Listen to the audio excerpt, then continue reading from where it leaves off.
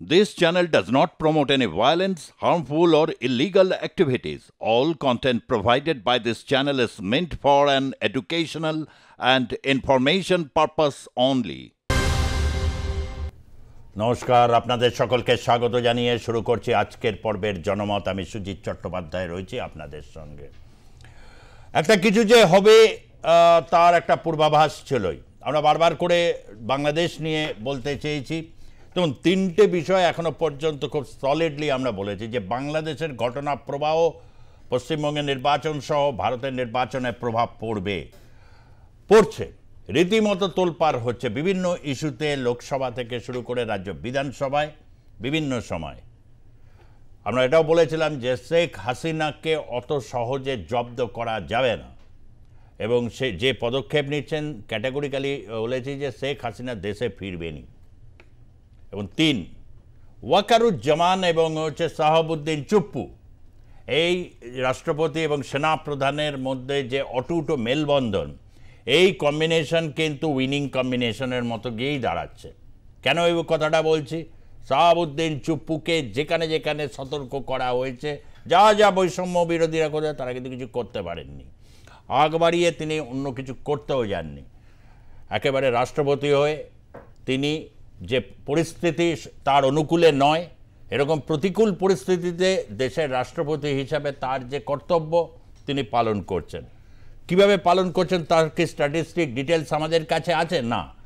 কিন্তু যারা ডক্টর ইউনূসের পক্ষে রয়েছেন, আওয়ামী লীগ, বিএনপি, এই সমস্ত বিষয়ে যারা বিরুদ্ধে রয়েছেন, তারা প্রবলভাবে শাহাবুদ্দিন চুপ্পুকে সমালোচনা করেন। সমালোচনা যখন করেন তখনই বোঝা যায় যে শাহাবুদ্দিন চুপ্পুকে নড়ানো যাচ্ছে না। এবং আবারও এরকম একটা ঘটনা ঘটল যখন বাংলাদেশে সেনাবাহিনীর মধ্যে যে বিভিন্ন পাওয়ার সেন্টার তৈরি হয়েছে এবং ওয়াকারুজ্জামান তার ভূমিকা, এবং তিনি যেভাবে আর কি ফেরত পাঠিয়েছিলেন, এই সমস্ত কিছুর মধ্যে অনেকগুলো প্রশ্ন তখনও ছিল, এবং বারবার ভারতের প্রশংসা করেছেন, এবং ভারতীয় সেনাবাহিনীর সাথে যে সর্বোচ্চ স্তরে নিয়মিত যোগাযোগ সেটাও কবুল করেছেন।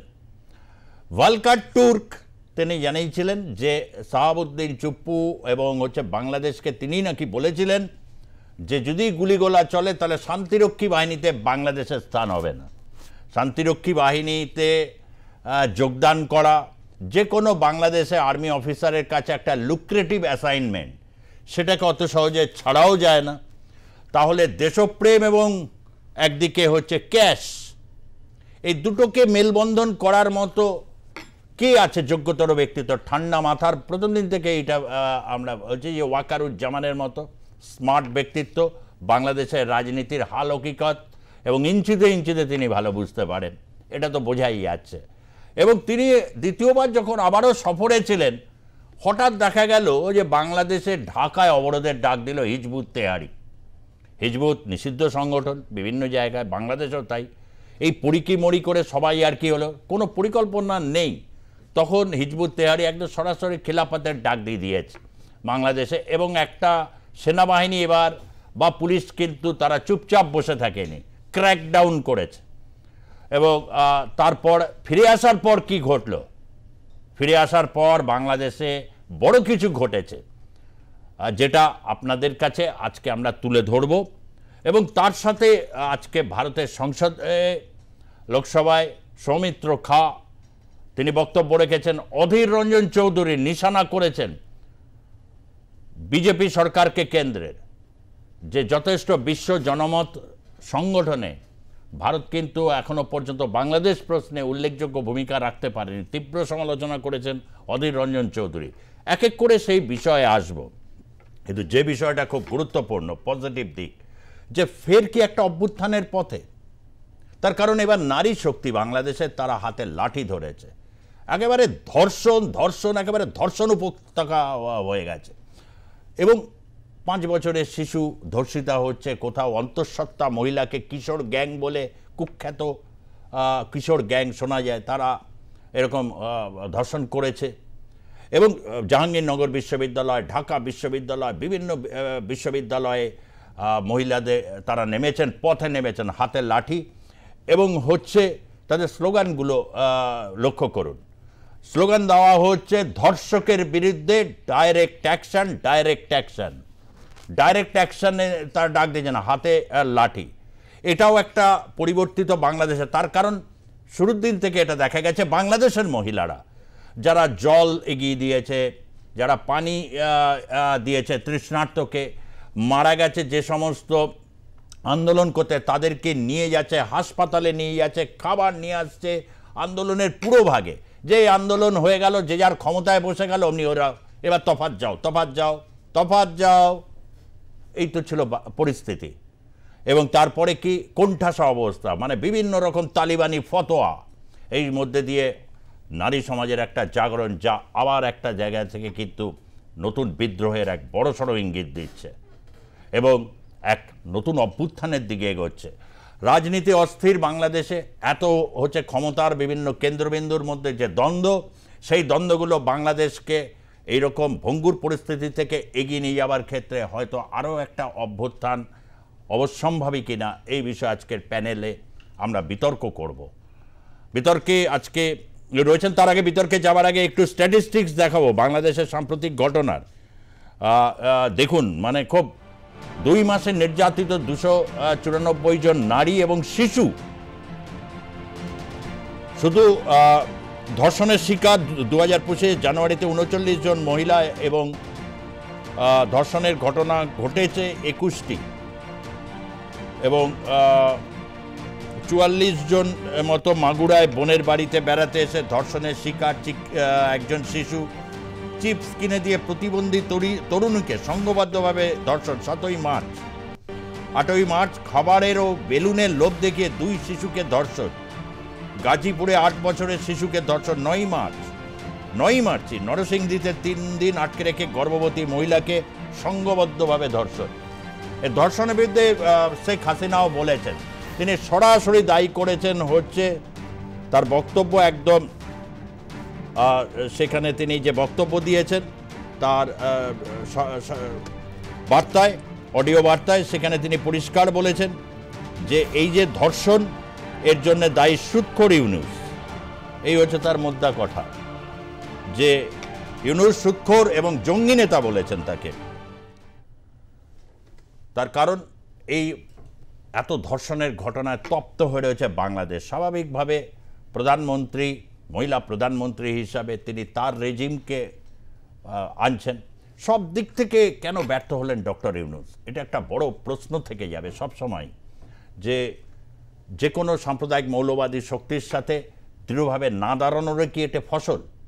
আমরা আজকে রয়েছেন আমাদের সঙ্গে সুকুমার দেবনাথ, লেখক, সাংবাদিক, রয়েছেন সুচারু মিত্র, আর+এর সাংবাদিক, বাংলাদেশ নিয়ে ধারাবাহিক প্রতিবেদন ডেসপ্যাচ যিনি দিচ্ছেন, রাষ্ট্রবিজ্ঞানের অধ্যাপক ডক্টর প্রদীপ্ত রায়, রাজনৈতিক বিশ্লেষক, এবং বিশেষভাবে রয়েছেন যিনি একসময় ছিটমহল আন্দোলনের বিশিষ্ট নেতা এবং ভারতীয় জনতা পার্টির হয়ে তিনি দীর্ঘদিনের রাজনীতি করছেন, উত্তরবঙ্গের এবং বাংলাদেশ বিশেষজ্ঞ হিসাবে, যা তার বক্তব্য ইতিমধ্যে বিভিন্ন জায়গায় ভাইরাল হচ্ছে, দীপ্তিমান সেনগুপ্ত। দীপ্তিমান বাবু, আপনাকে স্বাগত জানাচ্ছি। আমি প্রথমে একটু দীপ্তিমান বাবু আপনাকে দিয়ে শুরু করছি। বাংলাদেশে একটা অভ্যুত্থানের মতো পরিস্থিতি তৈরি হয়েছে। এই যে পরিস্থিতির আমি বর্ণনা করলাম, এই বর্ণনাগুলো স্বাভাবিক বিভিন্ন তথ্য আপনিও খুব ভালো মতো জানেন, আপনি স্টুডিওতেও আগে এসছেন, এখানে অনেক বাংলাদেশের মানুষ বিভিন্ন চিকিৎসা কারণে আসে, আপনি খুব ভালো মতোই অবহিত। নানাবিধ কথাবার্তা বলে যে তথ্য, কিন্তু আমি জানি আপনার কাছে আরও বিস্তৃত তথ্য আছে। এই মুহূর্তে কি ব্রেকিং আছে আপনার কাছে? দেখুন, এই মুহূর্তে যেটা ব্রেকিং আছে সেটা, মানে ব্রেকিং বলে আমি দুটো ঘটনা বললে পরে আপনি বুঝতে পারবেন, দুটো ডেটা বলছি। সেটা হচ্ছে বাংলাদেশের যিনি সেনাপ্রধান ওয়াকারুজ্জামান, তিনি এর আগের দিন যখন তিনি বক্তব্য রাখছিলেন, তার বক্তব্যের মধ্যে যে কথাটি উঠে এসেছিল যে পিডিআর হত্যা মামলা, মানে বিডিআর এর যে মামলাটা ছিল, সেই মামলাটা সঠিক ছিল এবং সেটা সঠিক পথেই এগিয়েছে, সুতরাং সেটাকে নিয়ে নাড়াঘাটা আর কিছু করার দরকার নেই। আমি এই কথাটা কেন আপনাদের বলছি, যে ওনার এই বক্তব্যটা রাখার পরবর্তীকালে বিডিআর যেভাবে ভারতের সীমান্তের মধ্যে একটা খুব ইচ্ছাকৃতভাবে ঝামেলা পাকানোর একটা মানসিকতা নিয়ে ছিল, সেই মানসিকতাটা কিন্তু অনেকটা কমে গেছে। এটা গেল নাম্বার ওয়ান। নাম্বার দুই, টোটাল বাংলাদেশে 69টা জেল আছে, 69টা জেলের ক্যাপাসিটি আছে 46,000 এন্ড সামথিং, কিন্তু বর্তমানে সেখানকার জেলে 56,000-এর ওপরে বন্দী আছে, 56,000 অ্যান্ড অ্যাবাভ। আমি বলছি গত 4-5 দিন আগের আমি বলছি, খবর বলছি। তো এখন যেখানে পরিস্থিতি হয়ে গেছে, বাংলাদেশের এই যে বর্তমান পরিস্থিতিটা চলছে, বিভিন্ন জায়গায় ধর্ষণ, বিভিন্ন জায়গায় লুট তরাজ, রাস্তায় ডাকাতি, বাসে ডাকাতি, বাড়ি ঘরে এই এই যে ঘটনাগুলো চলছে, তাদের মধ্যে দু একজনকে যদি ধরে কোনো কারণে জেলে পাঠায়, তাহলে পরে সবচেয়ে যেটা বড় সমস্যা হয়ে যাচ্ছে সেটা হচ্ছে জেলে যারা আছে তারা বেশিরভাগই আওয়ামী লীগের। আর এই জাতীয় যারা এই কাজগুলো করছে তাদের অংশটা কিন্তু উগ্রপন্থী অংশ। তাদের যদি জেলে পাঠায় তাহলে জেলের যে সিন্ডিকেট তৈরি হয়, আপনারা সবাই জানেন যারা সাংবাদিকতা করেন, যে জেলে একটা সিন্ডিকেট তৈরি হয়ে যায়। এই লোকগুলো যখন জেলে ঢুকবে তখন যে ঘটনাটা ঘটবে সেটা কিন্তু জেলের ভেতরে হত্যাতে আরো বিষয়টা গোলযোগপূর্ণ হয়ে যাবে। আমি আপনাদের ক্লিয়ার করতে পারলাম বিষয়টা? একদম জেলের ভেতরে সিন্ডিকেটের হাতে পালিশ হবে আর কি। হ্যাঁ, একদম, মানে পিওরলি একদম আপনি একদম সঠিক শব্দটাই বলেছেন, পালিশ হবে। এটা যদি কোনো কারণে হিউম্যান রাইটস কমিশনের কাছে যায় তখন সেক্ষেত্রে সেনা প্রধান সমস্যাতে পড়বেন, এবং সেক্ষেত্রেও বাংলাদেশের সেনাবাহিনীকে আবার সেই জাতিসংঘের সেনাবাহিনী থেকে তাদের বার হতে হবে, শান্তি সেনা থেকে বার হতে হবে। তো এইরকম একটা অবস্থাতে আমার যেটা মনে হচ্ছে অবিলম্বে দুটো ঘটনা ঘটবে। সেটা হচ্ছে এই যে গত পরশুদিনের যে ঘটনাটা হয়েছে, ক্র্যাকডাউনের যে ঘটনাটা হয়েছে, এই জাতীয় ক্র্যাকডাউনের ঘটনাগুলো হবে এক। আরেকটা ঘটনা আপনাকে বলে রাখি, সেটা সম্ভবত আজকেই হয়েছে, ইউনুসের কোনো একজন সচিব আজকে পদত্যাগ করেছে। হ্যাঁ, শিক্ষা সচিব পদত্যাগ করছে। শিক্ষা সচিব পদত্যাগ করেছে, তার পেছনে একটা কারণ আছে। শিক্ষা সচিব পদত্যাগ করেছে বলে যদি আমরা খুব সহজভাবে বিষয়টাকে ধরি তাহলে এটা ভুল হবে। প্রথমত, বাংলাদেশের বইতে 71-এর যে ইতিহাস, সেই 71-এর ইতিহাসটাকে তুলে দেওয়া হয়েছে, যেটা সেন্টিমেন্টের এগেইনস্টে চলে গেছে, নাম্বার ওয়ান। নাম্বার টু, যেটা বাংলাদেশে জানুয়ারি মাসে প্রথম বই দেওয়ার কথা ছিল, ফলে বইগুলো স্কুলে কলেজে যাচ্ছে না, পৌঁছচ্ছে না। মানুষের কাছে বইটা না পৌঁছানো, মানে পৌঁছতে পারাটা একটা অসফলতার বিষয় এসে যায়, এবং তার রেসপন্সিবিলিটিটাও তার কাছে চলে আসে। অর্থাৎ এই যে জাহাজে যে ফুটো করে জল ঢুকছে, এই ইঁদুরের দৌড়টা দেখলে পরে এই ধরুন একটা রাজনৈতিক দল তৈরি হয়েছে, সেখানে কিছু লোক বেরিয়ে গেল। অর্থাৎ এই কোন সচিব বেরিয়ে যাচ্ছে, রাজনৈতিক দল তৈরি করে ছাত্ররা বেরিয়ে যাচ্ছে, এই করে করে ইউনুস একলা হয়ে যাচ্ছে, এবং এই মুহূর্তে ইউনুসকে বাঁচানোর জন্য ওপরেও নাই নিচেও নেই, কোনো জায়গাতেই কোনো লোক নেই। এটাই হচ্ছে মোদ্দা কথা। চমৎকার। আবারও আপনার কাছে আসবো, মানে জাহাজ ফুটো হয়ে জল ঢুকেছে, ইঁদুরেরা পালাচ্ছে এদিক ওদিক বিভিন্নভাবে। তো এই যে ঘটনা প্রবাহের মধ্যে একটা বড় যে কথাটা আপনি বললেন দীপ্তিমান বাবু, একদম খুবই সুন্দর একটা জায়গায় তিনি রাখলেন, যে এখানে সেনাবাহিনীর মধ্যে যে অনেকগুলো এই যে পাওয়ার পয়েন্ট মানে তৈরি হয়েছে, পাওয়ার সেন্টার, এই পাওয়ার সেন্টারের উপর কিভাবে মানে এই যে দীর্ঘদিন একটা কোথাও কিন্তু আর্মি প্রধান, সেখানে আজকে কিন্তু ভলকার টুর্কের রিপোর্টকেও তিনি অসার বলে মন্তব্য করেছে, বলছে এরকম কোনো ফোনই তার কাছে আসেনি রাষ্ট্রপুঞ্জ থেকে এই যে উড়িয়ে দেওয়া, কিন্তু এর ফাঁকে তো অনেক কিছু ঘটে গেছে বা ঘটছে কেন? না, আপনার কথা অনুসারে বলি, 5 আগস্ট সেনাবাহিনীর হাতে বাংলাদেশ চলে গেছে, সেনাবাহিনীর হাতে 5 আগস্ট চলে গেছে। সে হাসিনাকে মারলো না, সেফ প্যাসেজ দিয়ে এখানে পাঠিয়ে দিয়ে ও জানলো যে এবার আমার হাতে সমস্ত ক্ষমতা, কিন্তু চুপ করেছিল। তার হাতে ছিল এক্সিকিউটিভ পাওয়ার, তার মানে ল অ্যান্ড অর্ডারের সমস্ত দায়িত্ব তার কাছে ছিল, কিন্তু সে চুপ করে রয়েছে। এত অন্যায় হয়েছে, এত মারপিট দাঙ্গা যা খুশি তাই হয়েছে, এই যে মৎস্যান্যায়টা, এই অ্যানার্কিজমটা চলতে দিলেন কেন উনি চলতে দিলেন দুটো কারণে। একটা হচ্ছে যে ছাত্ররা এনে বসিয়েছে ইউনুসকে, সে তো কোনোদিন কোনো অ্যাডমিনিস্ট্রেটিভ পদে ছিলেন না, তিনি জানেন না, তাকে একটু ছোটো জগন্নাথ করে ছাত্ররা সব করে খাচ্ছিল। এই একটা জায়গাটা মানে মৎস্যান্নয়টা উনি করতে দিলেন, দিয়ে এক ঢিলে দু পাখি মারলেন। এইবার ক্র্যাকডাউন করছেন ছাত্রদের, আবার ওদিকে ইউনুসকে কার্যত, ইউনুসের আর কোনো ওখানে পাত্তা নেই, অ্যাডমিনিস্ট্রেশনে তার কোনো কিছুই নেই। কেন বলছি যে আজকে যদি আপনারা বলছেন ভিতরে 4টে গ্রুপ 5টা গ্রুপ, এগুলো তো থাকে, এটা নতুন কিছু নয়। হ্যাঁ, কিন্তু আর্মিতে একটা ডিসিপ্লিনড আর্মিতে মানে যদি কেউ থাকে, শেষ করি, যদি আজকে সেনাপ্রধানের হাতে সম্পূর্ণ কন্ট্রোল না থাকতো, তাহলে সে 3 মার্চ চলে গেল সাউথ আফ্রিকা, সেন্ট্রাল আফ্রিকাতে, কি সেখানে তিনি মানে অনেক মেডিসিন দিয়েছেন, তাই তারা তাকে একটা মেডেল দেবে, সেই মেডেল নিতে চলে গেলেন। আপনার কি মনে হয় যে হাতে যদি তার কন্ট্রোল না থাকতো সম্পূর্ণ, সে কি স্থান ত্যাগ করতো? কখনো না। যা কিছু ঘটছে সবটাই হচ্ছে, আমি আগেও আপনার এখানে এসে বলছি যে এই সেনাপ্রধানই সব কিছু করছে। শুধু একটাই আমি অবাক হলাম যে কেন হাসিনাকেও মেরে দিল না। 75 বাবাকে, ওর সবাইকে মেরেছে। সেই যে ডালিম, মেজর ডালিম যারা গুলি করেছিল, সে ডালিম এখন কোথায় আছে? পাকিস্তানে রয়েছে। তারা কিন্তু পুরো পাকিস্তান থেকে আইএসআই থেকে শুধু নয়, পুরো সেই যে 75-এ এনটি মুজিবের যে পুরো টিমটা, তারা কিন্তু মিডল ইস্টে বিভিন্ন জায়গায় লুকিয়ে আছে। তারা এবার ঢোকার চেষ্টা করছে বিভিন্নভাবে। ডালিম 4খানা বই লিখেছে, তাতে একটা বইতে বলছে আমি যা করেছি ঠিক করেছি। চিন্তা করতে পারেন। তা এই যে মানে ভয়ঙ্কর যে চক্রান্তটা, এই চক্রান্তগুলো সব আস্তে আস্তে আস্তে আস্তে এ বিভিন্ন জায়গা থেকে তুলছে, শুধু ও পুরোপুরি ইয়েটা নেওয়ার জন্য। পবিত্র রায়, এই যে পরিস্থিতি, এই পরিস্থিতি যেমন একটা দীপ্তিমান বাবু বললেন যে একটা ফুটো হয়েছে, জল ঢুকছে, এবার ইরুদিরা পালাচ্ছে। আজকে শিক্ষা সচিব নেই, কিছুক্ষণ আগে এই নিয়ে কথা হচ্ছিল আপনার সঙ্গেও। এরকম একটা পরিস্থিতিতে, এই ধরনের পরিস্থিতি কিন্তু গৃহযুদ্ধ বা বিভিন্ন জায়গায় মানে এতটা অশান্ত পরিস্থিতি, মানে এই সময় একটা স্টার্ন অ্যাকশন ভারতের থেকে। এবং আজকে কিন্তু সেই বিষয়টা অধীর রঞ্জন চৌধুরীও বলেছেন যে আন্তর্জাতিক জনমত বাংলাদেশ প্রশ্নে রাখা উচিত, না হলে কিন্তু এটা পরের দিকে কোনো বিপদ ডেকে আনতে পারে। দেখুন, ইন্টারভেনশন ভারতবর্ষ করতে পারে কি কি উপায়।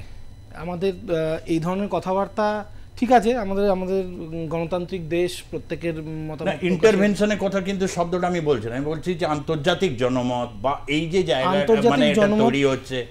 আমি কিছুক্ষণ আগে বরঞ্চ আমি তাহলে একটু অধীর রঞ্জন চৌধুরীর বক্তব্যটা একটু শুনে নিই। অধীর রঞ্জন চৌধুরী আজকে ঠিক কি বলেছেন, লোকসভাতেও আরেকটি প্রসঙ্গ এনেছেন সৌমিত্র খান। আমরা প্রথমে একটু অধীর রঞ্জন চৌধুরীর বক্তব্যটা একটু শুনে নেব। दिन पे दिन बांग्लादेश की हालत बदतर होते जा रहे हैं, लेकिन केंद्र की सरकार को ठोस कार्रवाई करना चाहिए। केंद्र की सरकार को इस मुद्दे को लेकर आंतर्जातिक स्तर पर अपना बात रखना चाहिए और इसे मद्देनजर सारे देश की सारे पार्टियों के साथ आमने सामने चर्चा करना चाहिए। ये देश की सवाल है, देश की मुद्दा है। जब इंदिरा गांधी जी के अगुवाई में बांग्लादेश में आजादी हासिल हुई थी, तो अटल बिहारी वाजपेयी जी ये कहते थे उस समय कि हम सब एक हो गए हैं और इंदिरा गांधी हमारा नेत्री बन गई है। तो ये एकजुटता की जरूरत है। हमारा देश की अगर खतरा हो कहीं से,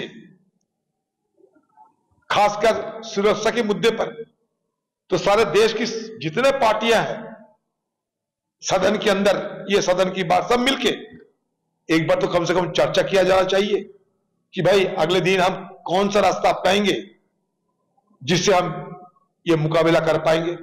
क्योंकि हमारे पड़ोसी बांग्लादेश में अभी पाकिस्तान, चाइना सब मिलकर और कट्टरपंथी मिलकर जो साजिश रच रही है हमारे देश के लिए, ये मैंने खतरनाक हो सकता, खतरनाक साबित हो सकता। खतरे के मंजर हम देख रहे हैं और हमें यह भी डर है कि हमारे जो पश्चिम बंगाल, ये पश्चिम बंगाल में जो बॉर्डर तारबंदी नहीं है और इसके चलते कोई भी इधर से उधर जा सकते हैं, आ भी सकते हैं।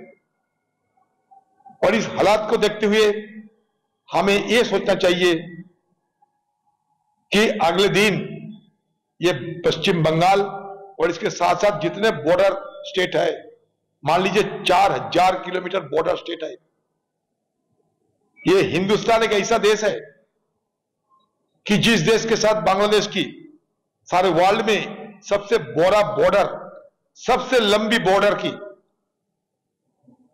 सुचारू रूप से समाधान हुई थी हमारे सीमाओं की। हमारे सीमा सारे सुरक्षित रहने के लिए पिछले आजादी के समय से जो कवायद शुरू हुई थी, उसी के चलते 4000 किलोमीटर में कोई हमारा देश के साथ बांग्लादेश में कोई तनाव नहीं थी। कोई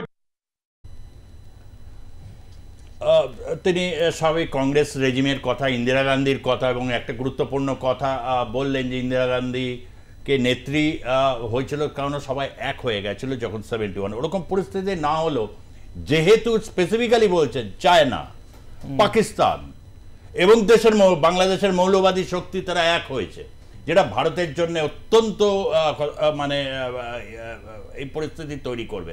আন্তর্জাতিক জনমতের প্রসঙ্গটা নিয়েছেন, এটা কতটা উনি মানে ঠিক বলছেন আপনার দৃষ্টিভঙ্গি? দেখুন, অধীরবাবু কংগ্রেসের নেতা হিসেবে যে কথাটা বলেছেন সেটা অবশ্যই সাধুবাদযোগ্য, সেটা কোনো মানে দ্বিমত নেই। উনি যে কথাগুলো বললেন তার মধ্যে মূলত যেটা উনি ফোকাস করতে চাইলেন সেটা হচ্ছে গ্লোবাল ওপিনিয়ন বা গ্লোবাল পাবলিক ওপিনিয়ন তৈরি করা, মানে একটা এমন ন্যারেটিভ তৈরি করা যেটা দিয়ে আমি গোটা পৃথিবীকে আমার দিকে কনভিন্স করতে পারবো। আমাদের মনে থাকা উচিত যে 1971-এ যুদ্ধ করার আগে কিন্তু ইন্দিরা গান্ধী গোটা পৃথিবী ঘুরেছিলেন মানে কনভিন্স করার জন্য গ্লোবাল লিডারদের। কিন্তু আজকে আপনাকে বুঝতে হবে যে আজকের বাংলাদেশের পরিস্থিতিতে আপনি কার এগেনস্টে ন্যারেটিভ তৈরি করতে চাইছেন। আপনি ন্যারেটিভের যারা মাস্টার, সেই সোরস, এই ইউনিস, এই যে গ্লোবাল ন্যারেটিভ লবি, তাদের এগেনস্টে ন্যারেটিভের লড়াইতে গিয়ে লাভ নেই। ন্যারেটিভ তৈরি করতে গেলে আপনার দেশের ওপর আজ অবধি বাংলাদেশ থেকে কটা জঙ্গি আক্রমণ হয়েছে, কটা সৈন্য আক্রমণ হয়েছে, কি হয়েছে, আপনি কি কারণে বলবেন?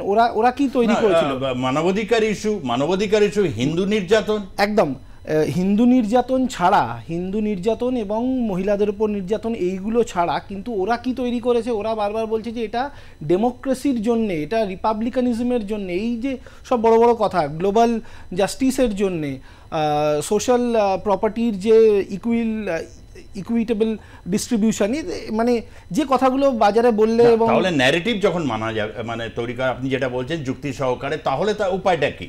অ্যাকশন, যেরকম স্লোগান উঠছে সবার বিরুদ্ধে ডাইরেক্ট অ্যাকশন।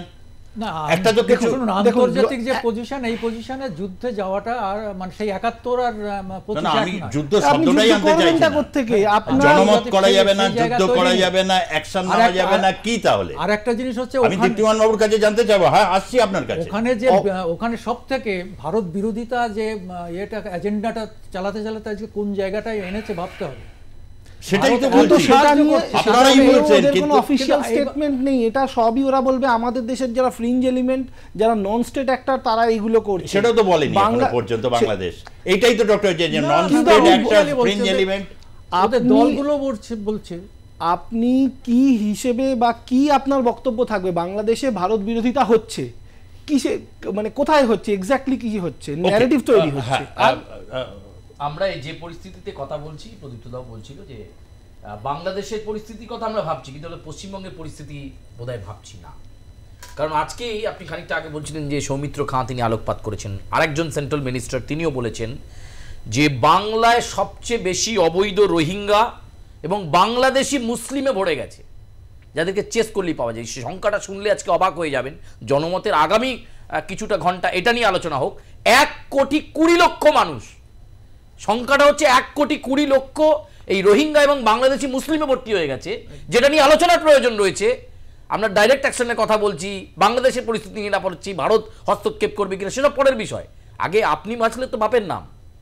ফলে এই যে পরিস্থিতি তৈরি হয়েছে এই মুহূর্তে দাঁড়িয়েছে, এবং এই বিষয়টা নিয়ে কিন্তু কারোর আলোকপাত নেই। ভারতীয় জনতা পার্টি মাঝে মাঝে দেখাচ্ছেন যে তারা সেই সনাতনী নেতা চিন্ময় কৃষ্ণ দাস ব্রহ্মচারীর জন্য বিরোধী দল নেতা নেমে পড়লেন রাস্তায়, কিন্তু এই বিষয়টা মুখে বলছেন যে বের করে দেবো, করে দেবো, অ্যাকশন নেবো, বাংলাদেশি মুসলিম যারা রয়েছে, অবৈধ রোহিঙ্গা যারা রয়েছে তাদের এখানে জায়গা হবে না। অ্যাকশন কোথায়? কোথায় অ্যাকশন? দীপ্তিমান বাবু,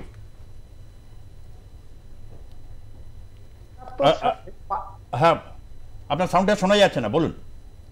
এখন শোনা যাচ্ছে? হ্যাঁ। 71 সালের পরিপ্রেক্ষিতটা এবং আজকের পরিপ্রেক্ষিতটার মধ্যে পার্থক্য, 71 সালে বাংলাদেশ ছিল না, সেটা ছিল পাকিস্তান। আজকে যেরকম আমাদের কি বলে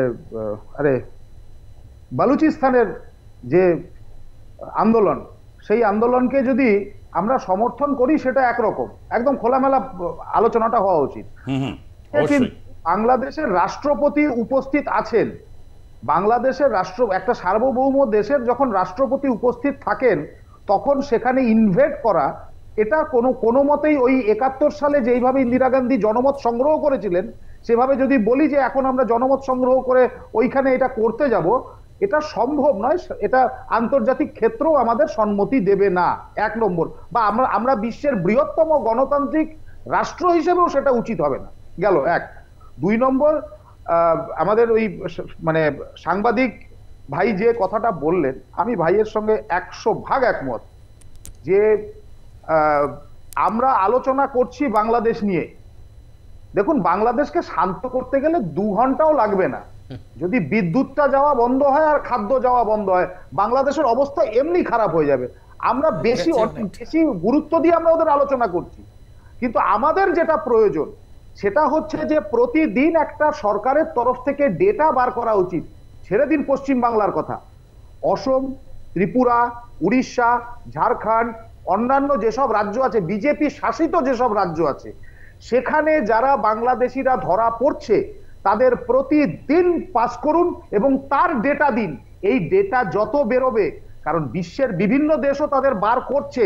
অতি সম্প্রতিকালে দুবাইতে বা এই ধরুন যারা হজ ওমরাহ করতে যাচ্ছে তাদের জন্য পাকিস্তানের ভিসা বন্ধ করে দিয়েছে, বাংলাদেশের ক্ষেত্রে ভীষণ রেস্ট্রিকশনস করে দিয়েছে।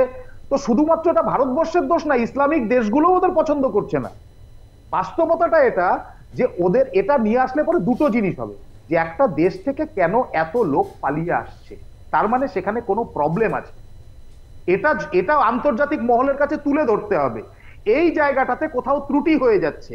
আমরা আন্তর্জাতিক মহলে যেরকম আমেরিকা থেকে এতজন লোক ভারতীয়কে পাঠালো, অর্থাৎ ভারতবর্ষের কোনো একটা সমস্যা, অর্থনৈতিক সমস্যা বা সামাজিক সমস্যা আছে বলেই তো এটা হলো, ঠিক একইভাবে বাংলাদেশের ক্ষেত্রেও এই একই অস্ত্র প্রযোজ্য হবে। 1। 2 নম্বর হচ্ছে আমাদের এখন বাংলাদেশে কনসেন্ট্রেট না করে বাংলাদেশের এই সমস্যার যেটা প্রধান যেখানে শিকড়টা আছে পাকিস্তান, সেখানে আরো বেশি করে কনসেন্ট্রেট করা উচিত এবং ওদেরকে যতক্ষণ ওই বীজটাকে শেষ না করা যাবে ততক্ষণ বাংলাদেশের এই বীজটা শেষ হবে না।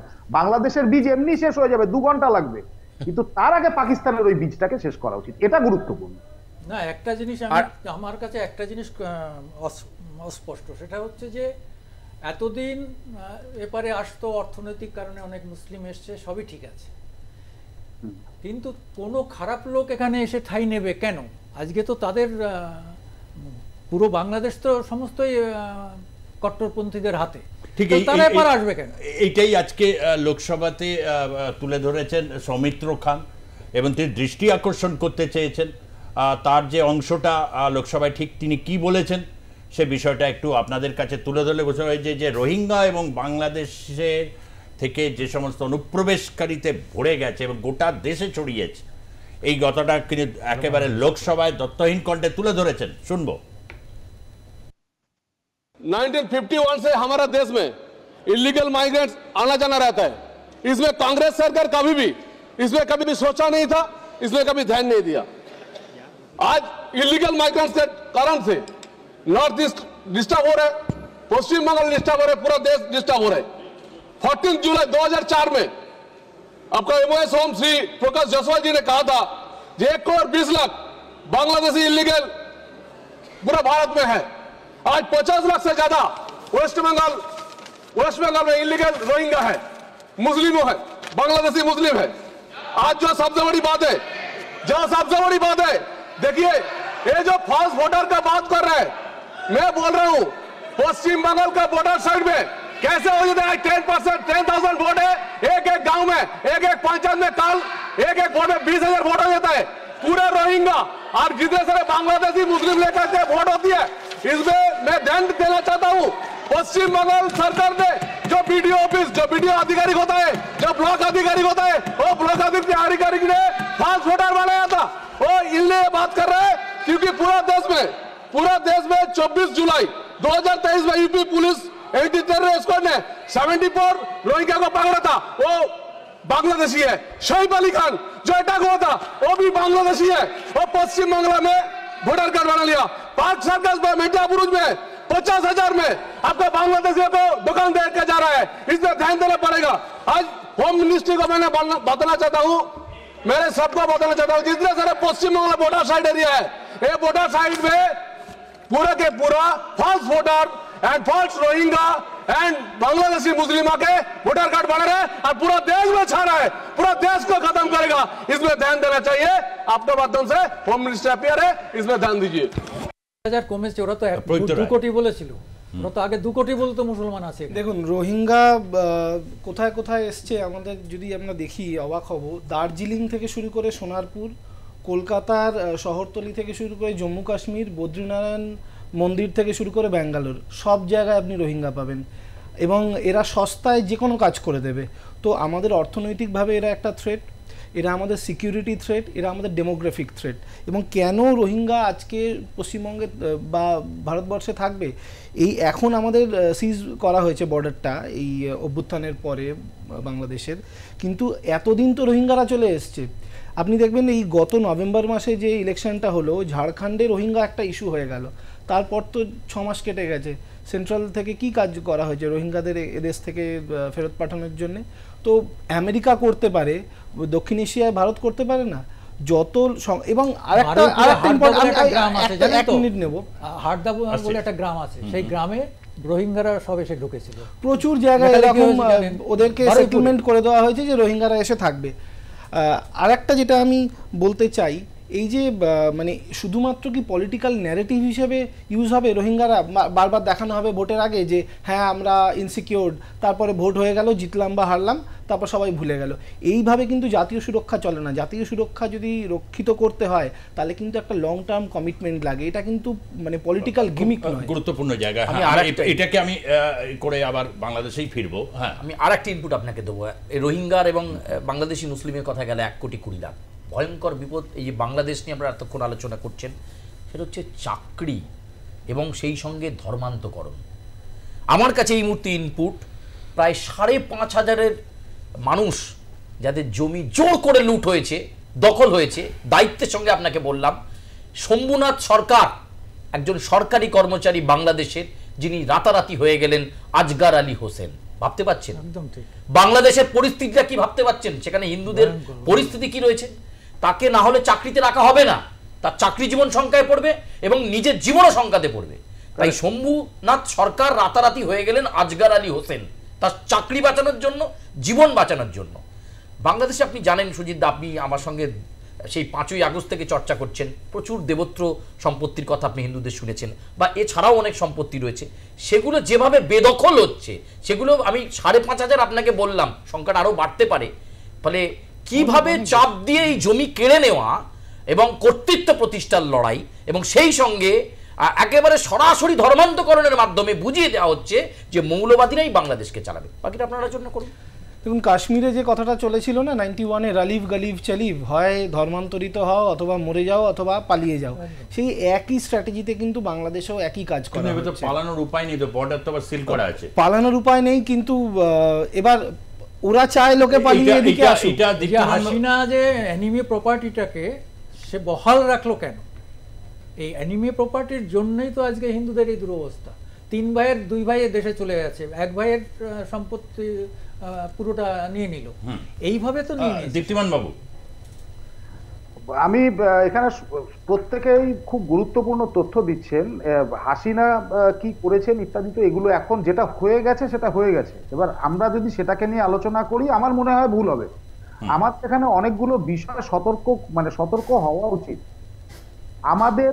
আমি ওই জন্য বললাম যে আমার ওই সাংবাদিক ভাই যে কথাটা বলেছে অত্যন্ত গুরুত্বপূর্ণ কথা বলেছে, যে আমরা পশ্চিমবঙ্গ নিয়ে কি চিন্তা করছি। এই যে পশ্চিম বাংলাতে যে খবর, আমি আপনাকে কেন বললাম যে কটা মানে বিজেপি শাসিত রাজ্য আছে সেখানে যদি তারা তো বেশিরভাগই তো বাংলাদেশের সীমান্তের মধ্যে নয়, সেখান থেকে যদি ফেরত পাঠানো যায়, তাহলে আমরা বিশ্বের কাছে এটা একটা তুলে ধরতে পারবো যে এখন আমরা এই সব ব্যাপারে স্টেপ নিতে পারি। আমি আপনাকে বলছি, ধরুন যখন সিএএ নিয়ে হয়েছিল, সিএএ এর কথাটা উঠেছিল, এর পেছনে জর্জ সোরসের টিম ব্যাকআপ দিয়েছিল, এটা তো সত্যি। এই জর্জ সোরসের টিমকে যতদিন আমরা ডিফিউজ না করতে পারবো, যতদিন এটা আমরা প্রমাণ করতে পারবো না যে জর্জ সোরস তোমার এই সব কারণে, এবং এখানে যারা এই মানে ইঙ্কু চিঙ্কুরা আছে, আমি একদম পরিষ্কার, আমি তাদের এখন আর নাম ধরে ডাকি না, আমি ইঙ্কু চিঙ্কু বলি। এই ইঙ্কু চিঙ্কু অপদার্থগুলো যেগুলো আছে, যেগুলো বাপ দাদা 14 পুরুষের সম্পত্তি পেয়ে বসেছে এই দেশটাকে, তাদেরকে পরিষ্কার তাদের চোখের সামনে দিয়ে এই লোকগুলোকে আগে ফেরত পাঠানো উচিত, এবং সেটাই হবে বিজেপির পক্ষে উপযুক্ত পদক্ষেপ। এবং তারপরে কোন রাজ্য পাঠাবে কি পাঠাবে না সেগুলো পরের প্রশ্ন, তখন আন্দোলনটা দেখা যাবে। দীপ্তিমান বাবু, একটু যদি বাস্তবের জমিতে আছি, যে 3টে ফ্যাক্টর প্রদীপ্ত রায় বলল, একটা ইকোনমিক ফ্যাক্টর, এরা সস্তায় যে কোনো কাজ করে দেবে। আপনি দেখছেন যে তথ্য বলছে 1,20,00,000, এর মধ্যে বলছে 50 লক্ষের বেশি পশ্চিমবঙ্গে। এই যে বাকি 50 লক্ষ প্লাস তাদের কি বিভিন্ন রাজ্যে, যেগুলো ডবল ইঞ্জিন সরকার পরিচালিত রাজ্য, সেখানে হয়তো ইকোনমিক কারণে তারা ব্যবহার করছে, এটা বোঝা অনেকটা সুবিধা হয়। আর ডেমোগ্রাফিক চেঞ্জ, পশ্চিমবঙ্গের ডেফিনেটলি এটা একটা ডেমোগ্রাফিক পরিবর্তন এনেছে, এবং যেটা ইতিমধ্যে এপিক কার্ড নিয়ে একটা লড়াইয়ের দিকে যাচ্ছে, মানে একটা বড় রকমের যে একটা রাজনৈতিক লড়াই এটা যে হতে চলেছে এটা বোঝা যাচ্ছে। কিন্তু প্রশ্নটা হচ্ছে যে বাংলাদেশ স্টেবল বা তার যে ভূমির আয়তন এবং ডেমোগ্রাফিক পপুলেশন যে জায়গায় রয়েছে, আদৌ ডক্টর ইউনূস বা শেখ হাসিনা কিভাবে এটা সমাধান হবে, এটা তো একটা বিগ কোয়েশ্চেন। যে রাষ্ট্রপুঞ্জ বা কি মানে করবে, জর্জ সোরস এই জায়গায় নয় খেলতে পারে, এই জায়গাটা খুব ভাবিয়ে তুলছে। কোনো উত্তর কি এই মুহূর্তে আছে? একেবারেই উত্তর আছে। সেটা হচ্ছে 1971-এ ভারতবর্ষ সাপোর্ট করেছিল, কিন্তু ব্যাকিং এ ছিল United states of Soviet Russia. আজকে ভারতবর্ষের কাছে সবচেয়ে গুরুত্বপূর্ণ যেটা বিষয়, মানে সেদিনকার যে ইউএসএসআর ছিল, তারা ভারতবর্ষকে সাপোর্ট করেছিল এবং ভারতবর্ষ সেই কাজটা আলটিমেটলি বাস্তবায়িত করেছিল। কিন্তু আজকের এটা প্রশ্ন যে যেটা আমরা গ্লোবাল সাউথ বলি বা দক্ষিণ পূর্ব এশিয়ার দেশগুলো বলি, সেই দক্ষিণ পূর্ব এশিয়ার দেশগুলোতে ভারতের যে শক্তি সেটা যথেষ্ট বিগত এক দশকের মধ্যে বৃদ্ধি পেয়েছে। আমাদের যেটা প্রয়োজনীয়, ধরুন আমাদের সঙ্গে ফিলিপিন্সের ডিফেন্স স্ট্র্যাটেজি আছে, জাপানের সঙ্গে তৈরি হচ্ছে, অর্থাৎ এই দিকের যে রাষ্ট্রগুলো আছে সেগুলো আমরা যদি মায়ানমারের সঙ্গে করতে পারি, তখন বাই ফোর্স যদি এটা আমরা অন্যের সহায়তা ছাড়া করতে পারি, তাহলে জেনে রাখবেন যে আমেরিকা যে বুদ্ধি দিয়ে এতদিন গন্ডগোল করে বিভিন্ন দেশে রাষ্ট্র ক্ষমতার পরিবর্তন করত, সেখানে যদি বন্দুকগুলি ছাড়া যদি সেটা আমরা করতে পারি, তাহলে এটাও কিন্তু ভারতবর্ষের কাছে অনেক বড় একটা মাইলস্টোন হয়ে যাবে গোটা পৃথিবীর ইতিহাসে। আমি এই কথাটা কেন বলছি, আমার জীবনের ইতিহাস দিয়ে বলছি। আমাকে যদি 30 সেকেন্ড সময় দেন। হ্যাঁ বলুন। ছিটমহলের আন্দোলনের এই বিষয়টা এবং সেটার সমাপ্তিটা পৃথিবীর একমাত্র ইতিহাস যেখানে দুটো দেশ নিজেদের মধ্যে জমি বিনিময় করেছে, দুটো দেশ তাদের মধ্যে জনসংখ্যা বিনিময় করেছে, তারপরেও এক ফোঁটা রক্ত পড়েনি, কারো চোখের জল পড়েনি। এটা গুরুত্বপূর্ণ প্রশ্ন, এটা একটা মাইলস্টোনের কথা বলছি আমি, সেই কারণেই বলা, অন্য কিছু না। না নিশ্চয়ই এটা একটা খুব গুরুত্বপূর্ণ। আমি তো শুরুতেই এটা বললাম যে ছিটমহলের এটা একটা উদ্বেগের কারণ ছিল, এবং যেটা বললেন সত্যিই তো তাই। অনেক আন্দোলন হয়েছে, দু দেশের মানুষের যে যন্ত্রণা ব্যথার কথা যেভাবে এটা অনুভব করা গেছে, এটাও তো ঠিক কথা। এক দেশ থেকে আরেক দেশে এসে যেভাবে আর কি রোহিঙ্গাদের এই সমস্যার সমাধান কিভাবে হবে, রাষ্ট্রপুঞ্জ বা অন্য জায়গায় ভারতের একটা বিরাট ভূমিকা। এই জায়গাটা থেকে সমাধান সূত্র কিভাবে আসতে পারে তার একটা ইঙ্গিত আমরা তো আলোচনায় আনতেই পারি। প্রদীপ্ত রায়, আপনি এই বিষয় নিয়ে অনেক চর্চা করেছেন। দেখুন, পশ্চিমী দেশগুলো বা ইউএন এরা এক ধরনের সলিউশনের কথা বলে। এরা বলে যে জার্মানি যেটা একসময় খুব ফলো করতো, যে পৃথিবীর যে কোনো জায়গা থেকে যে কোনো উদ্বাস্তু আমার দেশে এসে থাকতেই পারে, সে তো একটা অসুবিধার মধ্যে পড়েছে, আমি একটা রাজনৈতিকভাবে স্থির বাতাবরণে যেহেতু থাকি এবং তারা যেহেতু দ্বিতীয় বিশ্বযুদ্ধের জন্য এখনও নিজেদেরকে দায়ী করেন, তো তারা পৃথিবীর উদ্বাস্তুদের সবাইকে ওখানে জায়গা দিত। কিন্তু তাতে কি দেখা গেল? তাতে দেখা গেল যে পশ্চিম এশিয়ার যত জায়গার উদ্বাস্তুরা গিয়ে ওই জায়গা ইউরোপটাকে পশ্চিম এশিয়া বানিয়ে ফেললো। যেখানে উইমেনদের এগেনস্টে কোনো রকম ক্রাইম হতো না, সেখানে এখন রাস্তায় মহিলারা ইউকেতে বা জার্মানিতে খুব স্বাধীনভাবে এবং খুব নিরাপত্তাহীনতায় ভোগে। তো এই যে সমস্যাগুলো, এইগুলো তো কি আমরা আমাদের দেশে ওয়েলকাম করতে চাইছি? তো এই যে পশ্চিমী সলিউশন, যে ওর দেশে প্রবলেম বলেও আমার দেশে এসে থাকবে, কারণ হচ্ছে এই পৃথিবীটা সকলে সমানভাবে ভাগ করে নেবে, এই সলিউশন আমরা অ্যাফোর্ড করতে পারবো না। আমি তোমাকে সমাধান দিতে পারি, কিন্তু তার মূল্য আমি কেন চোকাবো?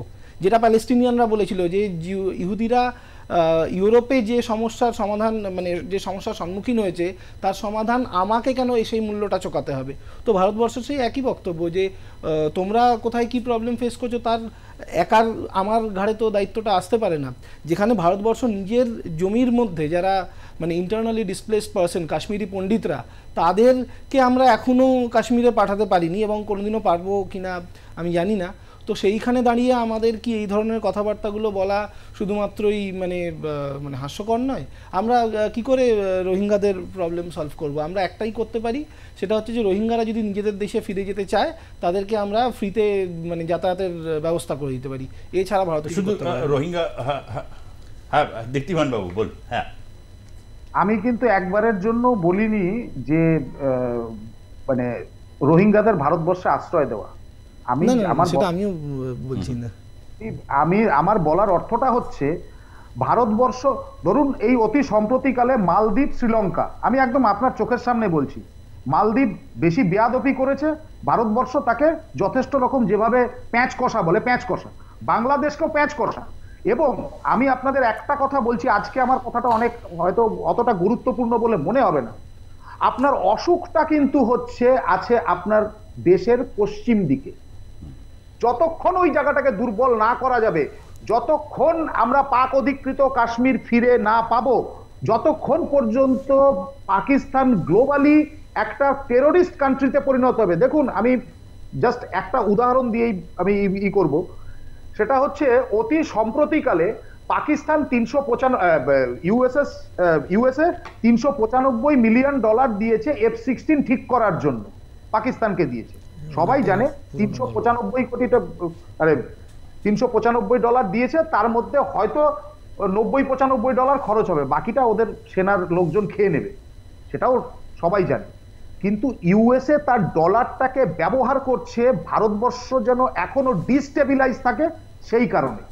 ফলে ভারতবর্ষের এখন অনেকগুলো গুরুত্বপূর্ণ পদক্ষেপ আছে, যেগুলোর মধ্যে আমি বলছি ইরানকে সেভ করতে হবে। আমি কেন বললাম তার পেছনে 3টে কারণ বলি। জেনারেল গাদ্দাফি, একদম নাম উল্লেখ করে বলছি, জেনারেল গাদ্দাফি, তারপরে হচ্ছে সাদ্দাম হোসেন এবং পরবর্তীকালে শেখ মুজিবুর রহমান, এই 3জন ইসলামিক মুসলিম শাসক ছিল যারা একটা রাষ্ট্র বানাতে চেয়েছিল, নিজের দেশটাকে একটা, কারণ ওদের মধ্যে রাষ্ট্রের কনসেপ্টটাই নেই, সবচেয়ে যেটা বড় সমস্যা। তো সুতরাং ওদেরকে হত্যা করেছে কারা? ওই পশ্চিমী দুনিয়া। আর তাদেরকে সহযোগিতা করেছে কারা? কিছু ওই ইসলামের নামে, ধর্মের নামে কিছু লোক একত্রিত হয়ে তাদের ধ্বংস করেছে। সুতরাং প্রথম কথা হচ্ছে এই যে ডিস্টেবিলাইজ যে পরিস্থিতিটা, তার মূল যে স্রোত যেখান দিয়ে টাকা আসতে পারে, সেই জায়গাটাকে ধ্বংস করতে হবে। পাকিস্তানের যদি জিওপলিটিক্যাল ইম্পর্টেন্স কমাতে পারি, তাহলে পরে ভারতবর্ষের আমি তো বলছি 2000 কিলোমিটার দূর দিয়ে কোনো রকম গন্ডগোল হবে না। কিন্তু যদি পাকিস্তানকে ডিস্টেবিলাইজ না করতে পারি, তাহলে এই ঘটনার পুনরাবৃত্তি প্রতি 1 দশকে হবে। ঠিক, কিন্তু এটা তো চলবে। এটা যেহেতু আমরা তো ঝুলে আছি, আমরা এই বর্তমান সরকার আসার পরে কি হলো, আমরা ছিলাম রাশিয়াপন্থী, রাশিয়া চীনকে টেনে টুনে রাখতো একভাবে, আমরা হঠাৎ হয়ে গেলাম আমেরিকাপন্থী। এখন আমরা সবটাই একটা বাস্তবিক একটা জায়গা না, থাকে, না, মানে না, তাতে না, না, কতটা লস হচ্ছে লাভ হচ্ছে। তাহলে কি হলো, আমরা একটা মাঝখানে পড়ে গেলাম, যার ফলে পাকিস্তান এত গুরুত্ব পাচ্ছে কেন? উনি যেটা বলছেন যে আমেরিকা টাকা দিচ্ছে, আর সবাই জানে যে পাকিস্তানটা কিনে নিয়েছে চীন। আপনারা হিসাব করে দেখুন, সমস্ত কিছুতে চীনের ইনভেস্টমেন্ট, পাকিস্তান কিনে নিয়েছে চীন। এই পাকিস্তানকে আমাদের বিরুদ্ধে ডিস্টেবিলাইজ করার কথা যে উনি বলছেন, এত সহজ জিনিস না। তাহলে এত কালো অনেক কিছু না না, আমি উনি অন্য বলতে চাইছেন, বলছে যে পাকিস্তানকে মানে যতক্ষণ না ওয়েস্টার্ন ফ্রন্টই হচ্ছে আসল জায়গা যেখান থেকে হচ্ছে ঝামেলার শুরুটা, ফলে ওই জায়গাটাকে মিডল ইস্ট তো ঠিকই বলেছেন। এখানে কোনো মানে মত না, আমার কথা হচ্ছে এইটাকে নিয়ে একটা দিক অনুচ্চারিত থেকে যাচ্ছে, বরাবরই তাই হয়। যেমন আমি এটা বলছিলাম না যে বৈষম্য বিরোধী আন্দোলনের সময় মহিলাদের ভূমিকাটা কি ছিল। তুমি ভাবো বাংলাদেশের আজকের কি অবস্থা, মানে সেখানে দীর্ঘকাল 2 বেগম শাসন করেছেন, তারপরে তার ভেতরে যে একটা জ্বালা রয়েছে, সেই জ্বালাটাকে যে মেটাচ্ছে যারা এই সমস্ত ধর্ষক বা যেটা কি পরিস্থিতি, সেখানে দাঁড়িয়ে হাতে লাঠি নিয়ে তারা আজকে কিন্তু নেমেছে। একটা কথা স্মরণ করাতে চাইবো, এই বাংলাদেশ পর্বেই কিন্তু কর্নেল সৌমিত্র রায় একটা কথা বলেছিলেন যে মুক্তিযুদ্ধের সময় তারা গিয়ে দেখেছিলেন যখন তারা ক্যাম্পে এবং পাকিস্তানি সেনারা হাত তুলে আত্মসমর্পণ করছেন, তিনি দেখেছিলেন ভেতরে, এই শোয়ের মধ্যেই বলছি, ওই ক্যাম্পের মধ্যে কি রয়েছে, প্রচুর ন্যাকেড হিন্দু মহিলা গর্ভবতী অবস্থায় রয়েছে। ফলে মহিলাদের ওপর কি অত্যাচার হয়েছিল সেটা বলার অপেক্ষা রাখে না। দীপ্তিমান্নার সঙ্গে 100% একমত, একজন সাংবাদিক হিসাবে বলছি যে পাকিস্তান যেভাবে মদত দিচ্ছে, এতদিন পর তারা দেখাচ্ছে যে আমাদের অ্যাটম বোমে বাংলাদেশের নাম লেখা রয়েছে, পাকিস্তানের মতো তুই হচ্ছে। তাই পাকিস্তানকে আগে দুর্বল করতে হবে, এটা ভারতের কর্তব্য। ভারত কোন দিকে হেললো সেটা বড় কথা না। আমি ওই প্রশ্নে যাব না, সময় রাউন্ড আপ করতে দেবেন।